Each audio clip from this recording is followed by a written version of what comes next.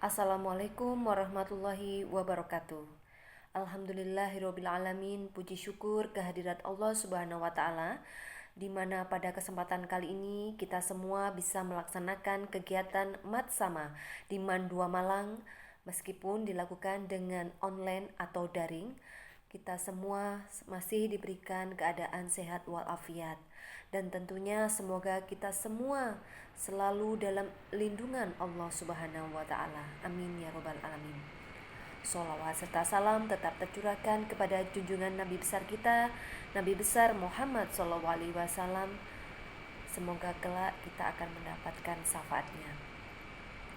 Anak-anakku semua, sebelumnya saya ucapkan selamat datang bagi siswa-siswi kelas 10. Selamat bergabung di Mandua Malang. Tentunya salam kenal dari saya, dan perkenalkan, nama saya Ibu Diah Mayasari, Guru Bimbingan Konseling Mandua Malang. Baik anak-anakku semua, pada kesempatan kali ini kami diberikan amanah untuk memberikan materi tentang wawasan umum, pengembangan karakter, dan potensi diri. Pada hal ini saya akan menjelaskan dan memberikan gambaran tentang karakter building and self potential, yang artinya membangun karakter diri dan potensi diri.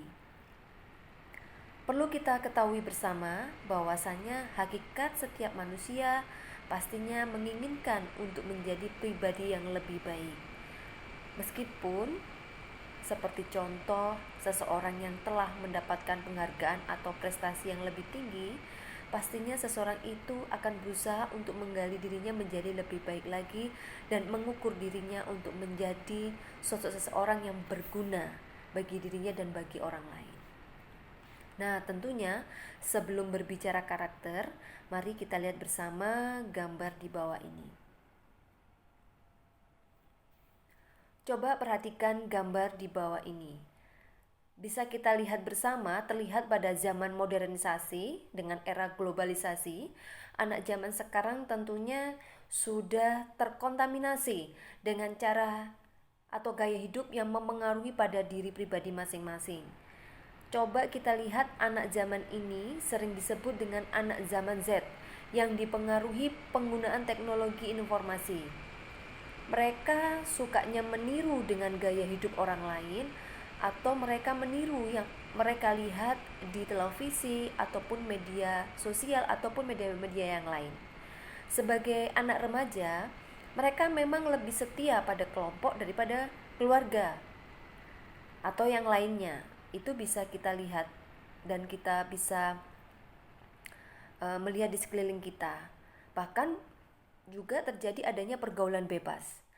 Dan apakah ini yang nantinya akan menjadi karakter pribadi yang baik atau sebaliknya? Saya akan menjelaskan istilah karakter. Karakter itu apa sih? Karakter adalah suatu sifat yang melekat pada diri manusia itu, atau sifat kejiwaan, akhlak atau budi pekerti yang membedakan seseorang dari yang lain, tabiat, watak yang menjadi ciri khas seseorang. Karakter ini muncul karena kebiasaannya yang selalu dilakukan, yang akhirnya menjadi watak dari sifat atau dari kepribadian dari orang tersebut. Kita bisa menjadi karakter yang baik kalau kita bisa melakukan kontrol diri.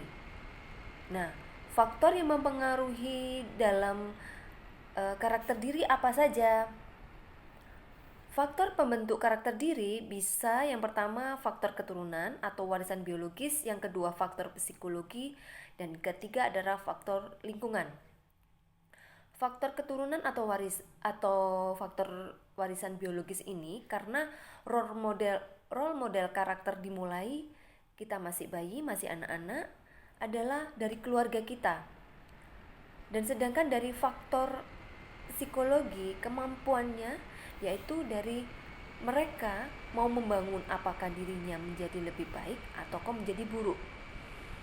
Kemudian dari faktor lingkungan, nah bisa diketahui jika faktor lingkungan itu kondusif, tentunya akan menjadi karakter diri yang baik. Tapi jika lingkungan itu tidak kondusif, karakter ini akan menjadi negatif. Nah, pendidikan pada hakikatnya memiliki dua tujuan. Yang pertama, membantu manusia untuk menjadi cerdas atau smart. Kemudian sebaliknya membantu mereka menjadi manusia yang perfect atau yang baik. Mengapa pentingnya pendidikan karakter berada di sekolah atau di madrasah? Karena ini adalah cara yang terbaik untuk menjamin siswa memiliki kepribadian yang baik dalam kehidupannya. Pastinya Bapak Ibu guru akan memberikan ilmu-ilmu yang baik, ilmu yang positif untuk memberikan kepribadian anak ini menjadi lebih baik. Yang kedua, merupakan cara untuk meningkatkan prestasi akademik. Digali prestasinya agar meraih penghargaan. Ketiga, sebagian siswa tidak dapat membentuk karakter yang kuat bagi dirinya di tempat lain. Jadi perlu adanya hakikat untuk menjadi pendidikan karakter ini perlu ditingkatkan. Keempat, mempersiapkan siswa untuk menghormati pihak atau orang lain dan dapat hidup dalam masyarakat yang beragam. Yang kelima, berangkat dari akar masalah yang berkaitan dengan problem moral sosial seperti ketidaksopanan, ketidakjujuran, kekerasan, pelanggaran kegiatan seksual, etos kerja dan sebagainya. Maka perlunya adanya pendidikan karakter yang harus ditanamkan pada anak-anak. Yang keenam, merupakan persiapan terbaik untuk menyongsong perilaku di tempat kerjanya nantinya. Kalian saat ini didapatkan di madrasah atau di sekolah SMA. Dan nantinya dengan pendidikan karakter, dengan berakhlak yang baik, kalian tentunya akan memberikan persiapan yang baik untuk menyongsong perilaku menjadi lebih baik. Yang terakhir, mengajarkan nilai-nilai budaya merupakan bagian dari kerja peradaban. Seperti itu, mengapa memiliki dua tujuan, membantu manusia untuk menjadi cerdas dan membantu mereka manusia menjadi lebih baik. Selanjutnya, saya akan membahas tentang potensi diri. Setiap manusia dikaruniai Allah bermacam-macam potensi yang dapat dikembangkan. Tapi kadang setiap manusia ini tidak paham atau belum mengerti akan dirinya. Mengapa? Karena potensi yang ada dalam dirinya ini belum dikenali dan belum dievaluasi pada dirinya sendiri. Nah, bagaimana sih cara mengenal potensi diri? Atau kalian biasanya lebih bertanda tanya tentang diri saya cocoknya seperti apa? Saya kadang tidak mampu untuk melakukan ini, padahal sebenarnya kalian mampu untuk melakukan sesuatu yang bisa menghasilkan sebuah karya. Tentunya kita harus mengenali diri kita sendiri. Caranya bagaimana? Nah, yang pertama adalah coba kalian kenali diri kalian sendiri. Coba tulis di kertas. Setelah kegiatan nanti ini selesai, kalian coba menulis di kertas dengan membuat daftar pertanyaan seperti apa yang membuat kamu bahagia, apa kelebihan dan kekuranganmu, kamu tulis di selembar kertas. Nah, nanti kamu bisa mengevaluasi dan mengenali diri kamu sendiri. Yang kedua, tentukan tujuan hidup kamu. Tujuan hidup ke depan seperti apa, jangka pendek ini nanti seperti apa, dan itu kalian harus mempunyai tujuan. Yang ketiga, hilangkan pikiran yang negatif yang berada pada diri kita. Buang jauh-jauh pikiran yang akan menghambat diri kamu sendiri, karena itu akan menghambat diri kamu menjadi lebih baik. Tentunya buang negatifnya, ambil positifnya. Yang keempat, jangan mengadili diri kamu sendiri. Jika tujuan kamu belum tercapai, jika kamu gagal melakukan sesuatu, jangan sekali-sekali menyesali akan diri kamu sendiri, atau kamu sedih, tidak berusaha move on, kecewa. Itu akan sia-sia.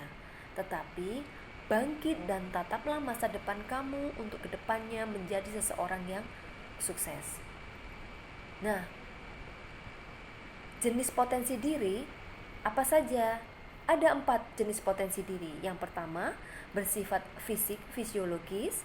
Yang kedua, bersifat psikologis. Yang ketiga, akademis atau belajar. Dan potensi diri yang bersifat spiritual keimanan. Yang pertama, bersifat fisik, Allah memberikan atau membekali manusia dengan kelengkapan fisik, anggota tubuh yang lengkap dan yang lebih bisa beraktivitas, berpikir dan belajar. Dan itu adalah potensi diri kamu untuk bisa kita manfaatkan.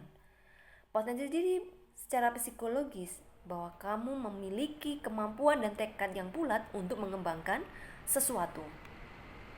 Dengan potensi akademis dan belajar, tentunya sebagai seorang pelajar kamu harus bisa berkualitas baik dan mampu menyelesaikan tugas belajar secara memadai meskipun dalam kondisi sekarang, kondisi pandemi COVID-19, merubah mindset kamu, hal yang buruk dihapus dan akan merubah diri kamu menjadi sosok pribadi yang baik-baik dan lebih baik.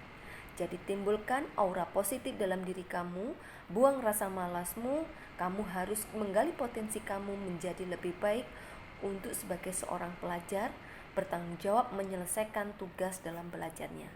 Dan yang terakhir, potensi yang bersifat spiritual adalah sumber kekuatan. Spirit adalah kekuatan. Pusatnya di mana? Di hati nurani manusia masing-masing. Tentunya spirit ini adalah sesuatu yang akan menjadi support kita, karena tanpa spirit dan iman semua akan melemah, hancur dan sia-sia. Tentunya dengan jenis potensi yang ini kita harus berkesinambungan. Baik itu anak-anak tentang karakter building dan potensi diri. Saya harap dengan kegiatan ini kamu bisa menulis kertas atau nanti ada kegiatan Google Form yang bisa kalian isi. Di situ kamu sertakan apa saja kelebihan dan kekurangan kamu dalam potensi diri kamu. Nanti kita bisa evaluasi bersama dan kita bisa diskusikan bersama setelah kegiatan Matsama. Mungkin sekian dari saya, kurang lebihnya saya mohon maaf. Semangat belajar di Man 2 Malang. Terima kasih. Wassalamualaikum warahmatullahi wabarakatuh.